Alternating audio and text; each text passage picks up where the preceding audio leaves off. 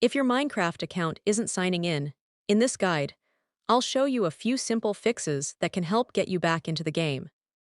First, try signing in again and make sure you're entering the correct Microsoft account email and password.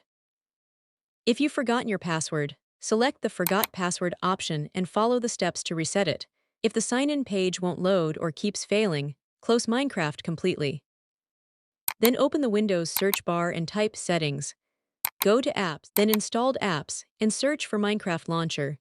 Click the three dots next to Minecraft Launcher and select Advanced Options. Scroll down and click Repair. Once that's finished, click Reset as well. This can fix corrupted launcher data that may be preventing sign-in. After that, reopen the Minecraft launcher and try signing in again.